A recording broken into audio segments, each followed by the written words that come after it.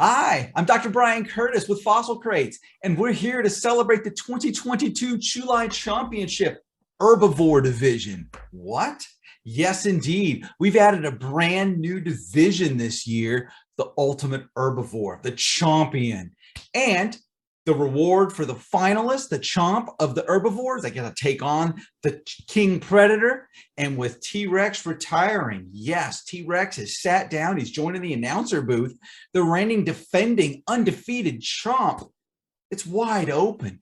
The theropod world is wide open. But not only do we have herbivores, it's for the first time we've included non-dinosaurs.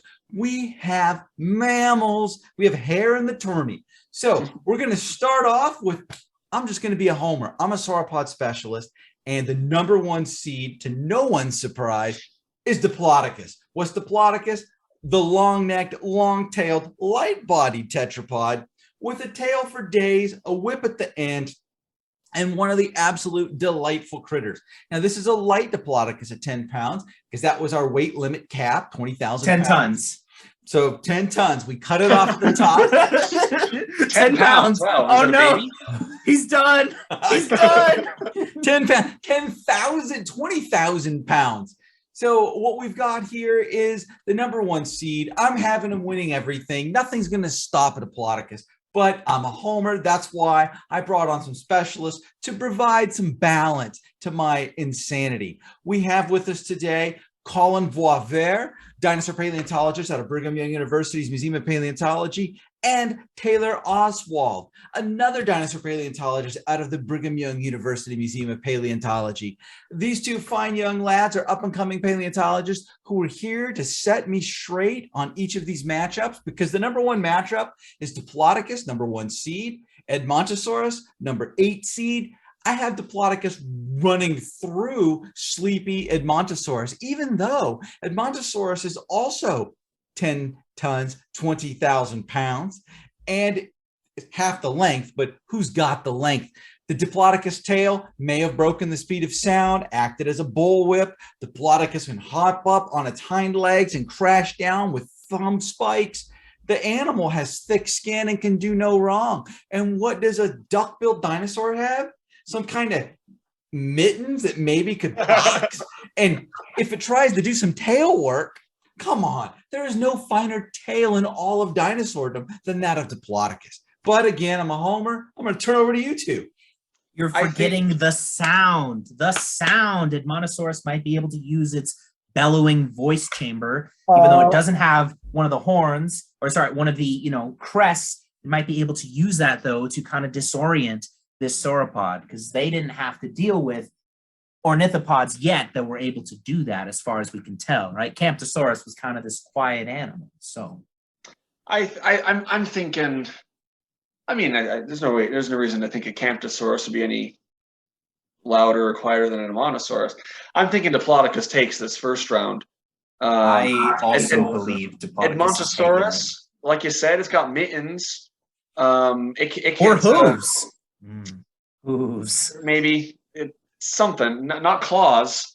And no teeth, no teeth to bite. It's got a little no teeth to bite. The Ramphitheca. They were, since this is the Chewly Championship, you got to mention that Edmontosaurus does have some of the finest set of chewing hardware, but that's for processing plant matter, not for biting things. It's going to be no use against anything in a fight. The hadrosaurs were sort of soft targets, honestly. They were pretty big, and they can move. They were probably a lot faster than the sauropods. They can switch between 4 and 2 legs, but honestly, they don't really have that much in terms of weaponry. It's their numbers is probably what sort of protected them from predators and things. But we don't. This is a one-on-one matchup, so they're not going to have a herd. You're bringing a callback, though, to 2020 when Mapusaurus was in the mix, and Mapusaurus has been banned from the tourney. Why? Because he brought 6, he was losing the fight, and 6 of his brethren showed up to curb stomp his opponent. And that's right. Won, and then advanced based on the fact that we have fossils that show Mapusaurus maybe lived with its kin. And The next round, he was defeated and he was thrown out of the tourney because he cheated. But I love where you're going with that. Has Edmontosaurus seen the tournament? Does he know what will and will not get him thrown out? If he brings his herd with him, then maybe he's got a shot. But I still think Diplodocus would just move his tail and knock every one of them down. It's true. Diplodocus just has so much more reach. He can swat Edmontosaurus down before it even reaches him. And Edmontosaurus doesn't have armor. He doesn't have a frill. Doesn't have horns. Doesn't have claws. What's he gonna do? Just sort of bump him to death? But Diplodocus can bump too. He's gonna bump harder. So let's move on to the next matchup. The number 2 seed Triceratops versus the number 7 seed Therizinosaurus. Oh, this one was an interesting lineup. Therizinosaurus is coming off of some star power from Jurassic World Dominion, where prehistoric planet. True, also prehistoric planet. Prehistoric planet was a better depiction by far. The one in Dominion was, I think, a bit bigger than an actual Therizinosaurus. Kind of a bit roided up and aggressive. That had a massive chip on its shoulder. I mean, I know that not all herbivores are nice and cuddly, but that one was like some hippopotamus level aggression. And maybe it had that, maybe it didn't. But how do we know Triceratops wasn't the hippo of the Cretaceous? And that's the thing. Triceratops is a classic favorite. It's one of the all-time greats among the herbivores. These are things that lived alongside T-Rex. We know that T-Rex like to hunt these things. They'd have to be able to defend themselves against T-Rex. They've got that bony frill, and unlike other ceratopsians that have holes in it covered with skin, Triceratops is bone all the way through. So that's going to be a lot better defense than other ceratopsians. Plus, it's probably going to still be colorful and look cool and look intimidating. Then those horns over the eyes and on the nose, low center of gravity, thick, tanky build. As far as herbivores go, Triceratops are some of the brawliest, the toughest. They're the rhinos of the Cretaceous. Therizinosaurus, it has those big, huge claws, but not much else. It has a bit of a reach. But if Triceratops has taken it head on, I don't think there's much Therizinosaurus can do to stop it. And you also have to consider that one of the ways we think Triceratops and other ceratopsians battled for dominance is head on with each other, horns locked. Sure, you got some 3-foot claws, but Triceratops is used to facing that down on a regular basis for mating rights. This guy doesn't even have a frill. But what if he can get those claws behind the frill? Maybe. Therizinosaurus is actually a theropod gone toothless. So yeah. there's got to be some genetic cunning left in it. And let's say it plays the role of matador. You've got these 3-foot long, you sidestep it because you are nimble, you're a biped, and then you jab it in the eye. And you've got a really long way to go and you blind this beast. That's about the only way I could see it winning, because those claws, though large, aren't exactly armor piercing or even flesh piercing claws. But I think that if it is able to, with its star power, it does get in there and rip and jab and poke and stab away. It's got to watch out for that mighty biting power. One thing that we always underestimate is the massive shearing capability.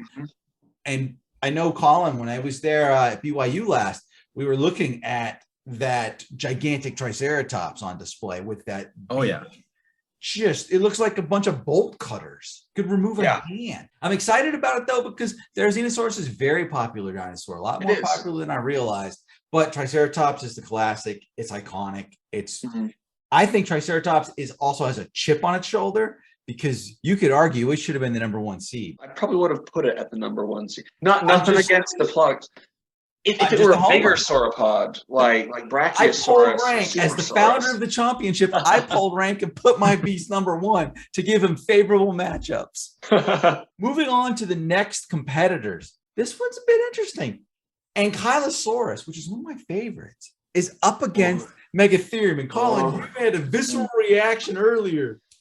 Two tanks. Oh yeah, it was two tanks. You got the two comparative tanks up against each other, and you're trying to decide which tank is best. Tank versus tank. So put the two tanks together. And yeah, Taylor and I were discussing this. Ankylosaurus is built as a tank, and it can just squat on the ground and just say, I'm gonna let you hit the top, and you're not gonna get to any of the soft goodness underneath. Megatherium may have that height, but does that height help if you can't flip over an Ankylosaurus? And another question. Big claws and massive arms and the ability to, if there's any animal in the tournament of the herbivore side that's going to flip an ankylosaur, this is the one beast that can do it, conceivably. Possibly. Yeah.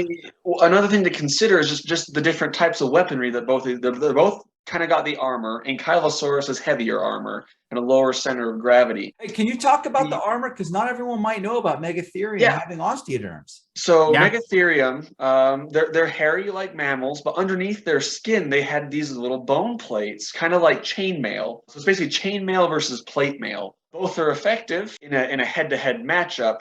Ankylosaurus probably does have the better armor. It also might have the most effective weapon in this situation. The claws of Megatherium could probably just lay out a Smilodon, which is a potential predator that they may have had, and they may have had to use those as defensive weapons from time to time, in addition to grabbing branches of trees. Against armor, those claws might not be that effective, but Ankylosaurus has a club, a huge armor club. That doesn't need to pierce anyone's armor. It's going to do blunt force trauma. And these things are using these against tyrannosaurs. They are defense specialists. Glossitherium, who's a cousin of Megatherium, I've seen where it was in a cave in southern Arizona. It fell into a cave and it tried to climb out, and it left extraordinary gouges in extremely hard rock. Those claws could, I think, shred through or at least penetrate. Of all the animals, this is one that has one of the best chances of rending through some of the armor, especially some of the, if there's some lighter, more lightly armored areas. Except the reality is there's no lightly armored area on an ankylosaur. It is head to tail, full on battle. But it's a mammal, Megatherium. What if it took a branch? It could reach up and get a branch and stab, beat it. I don't know of any tool use suggestions, and it's not on the brightest line of mammals, the Xenarthrans. It is not. Also, they don't really have thumbs. They can kind of hook branches down, but they're not really going to be able to hold on to it like a primate can. Great point. Great point. I think they're both worthy opponents. They're both kind of doing a similar thing, but I think Ankylosaurus is doing it better. Maybe those claws could start to scratch and pierce through some of it. But that's if the Ankylosaurus just sits there and does nothing. True. You have to remember, he's also going to be maneuvering and swinging his club. And a good hit from the club, that could be game over in one. And who's got the greater reach, right? Our Ankylosaurus with his tail club might be able to reach farther and swing that farther to hit his opponent versus a Megatherium being able to claw at an Ankylosaurus. A better weapon. I'm going to give it to Ankylosaurus.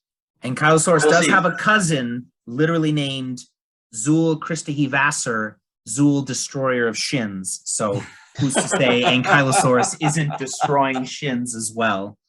Actually, we have evidence of that here in Utah. I have seen in the collections at the Natural History Museum of Utah, Teratophonius tibia that are basically just have this big break right through them that they think they got smashed by an Ankylosaur tail club, and so that's what broke the tibia.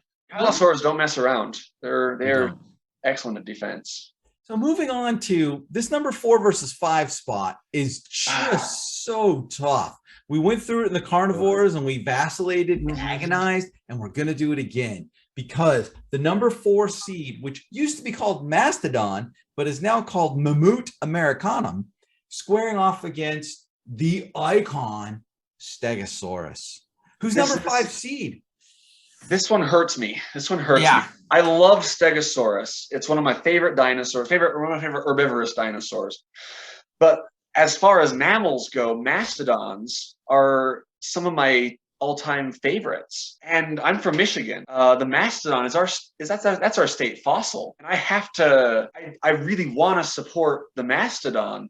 And this one just hurts me. I'm gonna cheer for whichever one wins, but I'm really sad that they have to pick one, and I don't know which one I'm gonna pick on my bracket. I kind of want to go home state, kind of my home state hero, but also Stegosaurus is one of my favorite dinosaurs, and it can be really close. The Mastodon, I think Colin put it really, really well. It's going to be kind of front versus back. The Mastodon, it's got these like 9-foot tusks that are long and straight and pointed at the end. They can use like a lance or a spear. If it kind of gets a good head-on shot from it at the Stegosaurus, it could just skewer it. But it's got to watch the tail. Stegosaurus has that thagomizer that it can swing, and that's going to be a big problem. Honestly, I think it could come down to whoever kind of hits first. I think Stegosaurus might have a little bit more star power, but the Mastodon is also a pretty well-known Ice Age fossil. They're both pretty well-known, pretty well-liked. This one hurts me, and I don't know who I'm going to choose.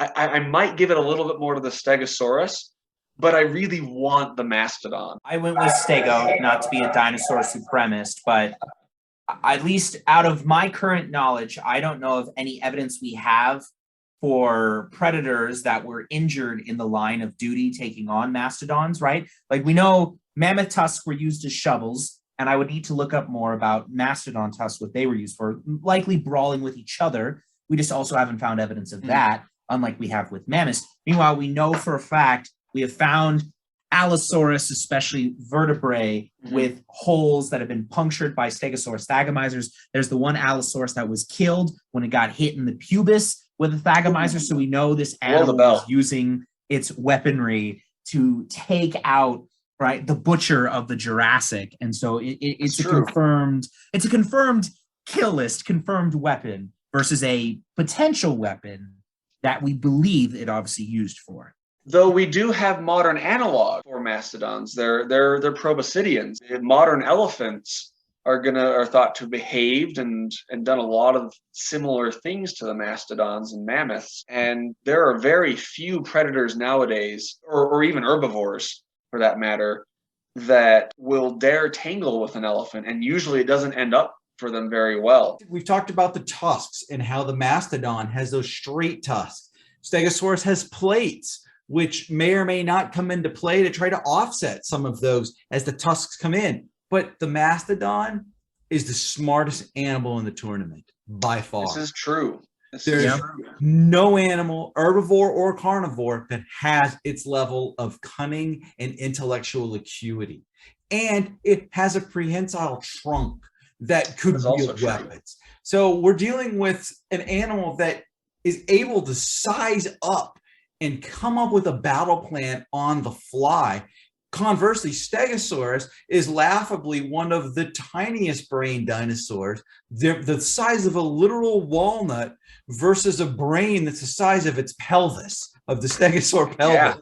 Yeah. You have orders of magnitude difference of size on cerebral capacity. I don't know how that'll come through with the voters, but in the real world, were this to go down, the mastodon is going to be one of the most terrifying entities that any of these animals would ever face. You mentioned the brain size. That's a really good point. I don't think the plates are going to do that much. They're up too high, I think, to be any kind of defense. Then they might look intimidating. That's may have been why they had them, is to attract mates and look scary to other things.